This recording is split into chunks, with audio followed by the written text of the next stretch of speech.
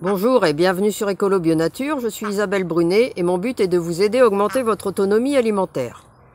Alors aujourd'hui on va voir les différents travaux à réaliser au mois d'août au jardin.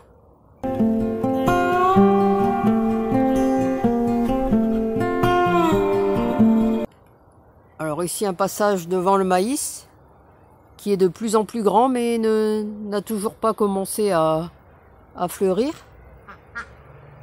Bon, au moins ça permet aux haricots de bien grimper à l'intérieur. Alors en août, c'est le moment de nombreuses récoltes et donc de conservation. On a beaucoup de travail à ce niveau-là. Mais on va aussi préparer l'hiver. Alors on va pouvoir faire les derniers semis d'été, que ce soit pour les haricots verts ou les petits pois. On va faire aussi des semis de navets. On peut encore, s'il ne fait pas trop chaud, faire des semis de radis d'été et commencer les semis de radis d'automne et d'hiver. Alors en radis d'hiver, vous pouvez mettre des noix ronds, des noix longs, des German Beer, du rose de Chine, du daikon, de la chandelle de glace, etc. Des asperges fin juillet, on n'a jamais vu ça, au point que je ne venais plus regarder. Et donc il y en a qui ont fleuri, qui sont en train de fleurir déjà. Bon là il y en a quelques-unes mais c'était des anciennes. Et vous voyez il y en a encore des nouvelles là-bas. Une nouvelle ici mais qui a été oubliée aussi. Vraiment cette année la météo c'est bizarre. Il y a encore une ici qui est en train de sortir. Une là.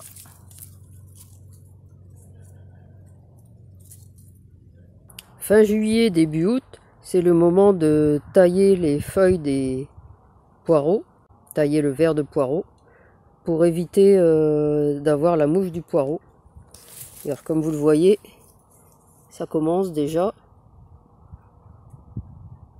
à être attaqué là.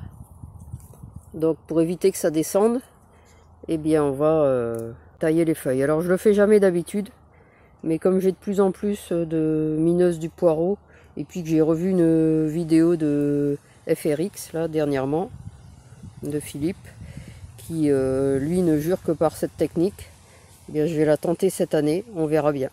Donc je vais vous en faire un ou deux pour vous montrer. Et puis, alors évidemment on va pas jeter le verre de poireau, je vais le réutiliser dans la cuisine.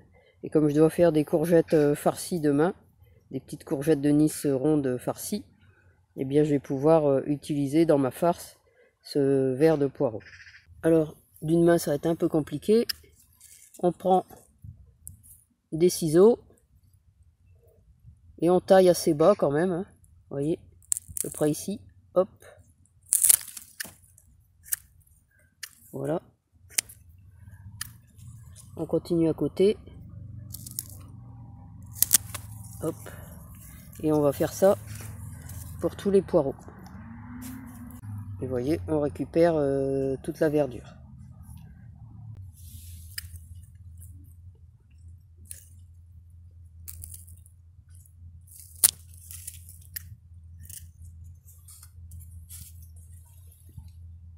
Ça va me permettre également de désherber plus facilement.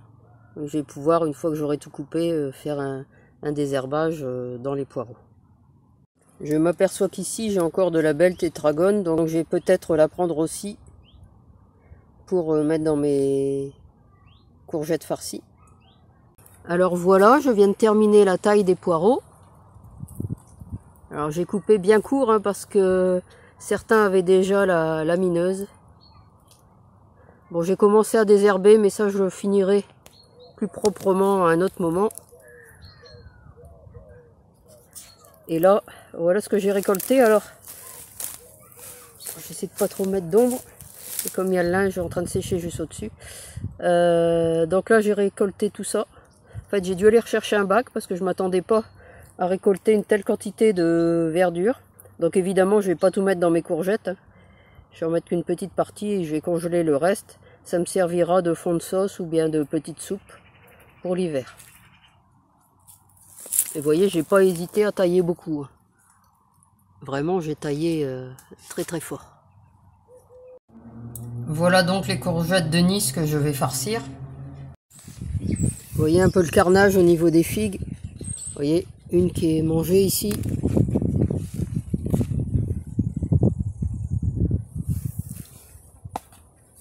Mais il n'y a pas que là. Vous voyez, ici c'est pareil.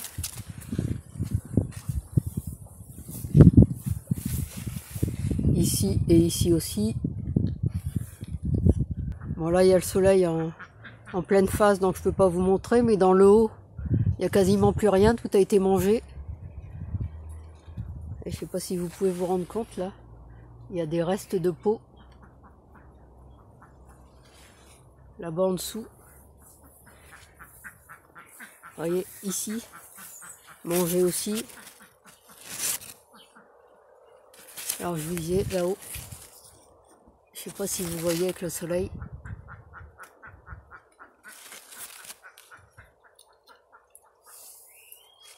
Enfin bref, c'est un vrai carnage. Elles sont à peine mûres, que déjà elles sont mangées. Vous pouvez faire des semis d'arroche blonde, rouge ou verte. Alors en passant, je sais pas si vous voyez les deux choucas qu'il y a là-bas sur la barrière. On est un peu loin. Alors ce sont eux qui me mangent toutes mes figues. Je vais essayer de zoomer, mais ça va être flou. On peut faire aussi quelques semis d'épinards. Butterfly, Matador, première récolte, géant d'hiver. Au niveau carottes, c'est la fin de saison.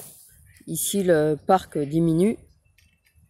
Mais on peut encore faire des semis de carottes de Chantenay à cœur rouge, de Saint-Valéry et de géantes de Tilk pour l'hiver.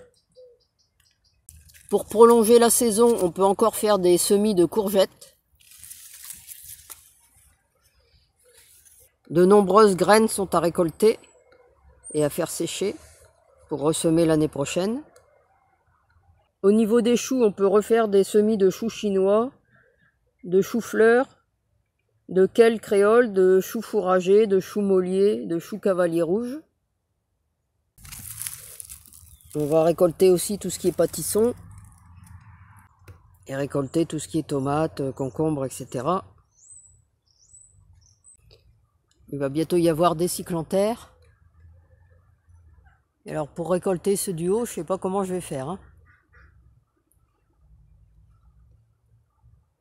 Alors on va pouvoir refaire aussi tout ce qui est des semis de salade, tout ce qui est chicorée, des laitues, comme la laitue grand-mère à feuilles rouges, la laitue red flash, la croissonnette du Maroc, la frisée grosse pancalière, les laitues romaines, les laitues paumées, etc., etc.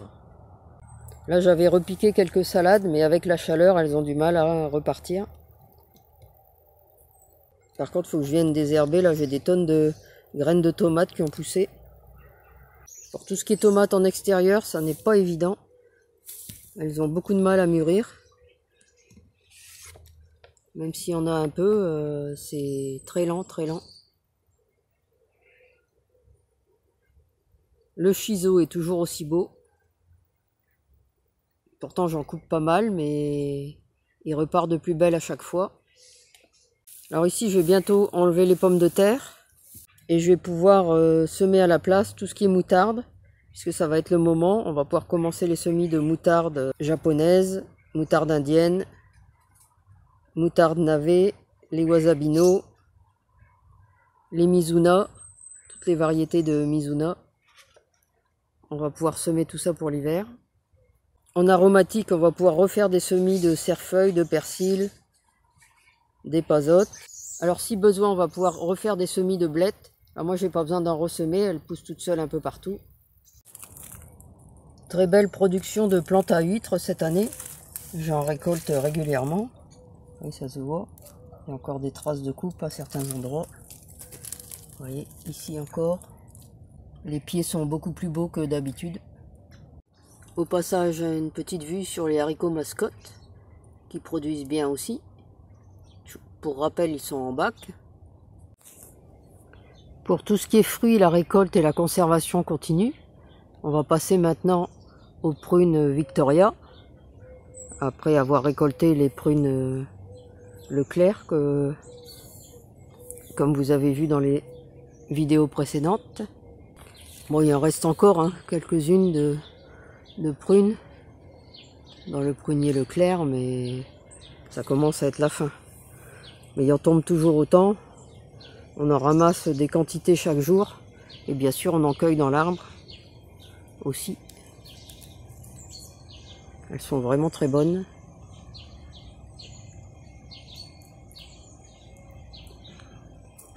Vous voyez. Et alors, il en tombe énormément dans le jardin. Là, on peut pas tout ramasser. Alors, dans le jardin ici, ça se porte bien.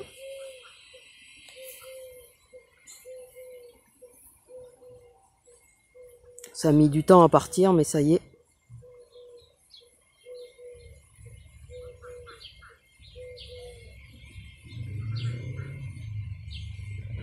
Alors le pommier aussi va être énorme cette année. Enfin, tous les pommiers, mais celui-ci en particulier. Beaucoup de noix aussi normalement. Alors les courgettes. Hein.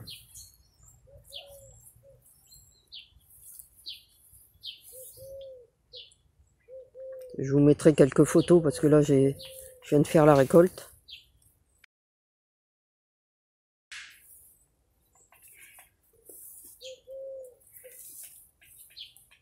Il y en a encore qui arrivent. Une que j'ai dû oublier là-bas dans le fond.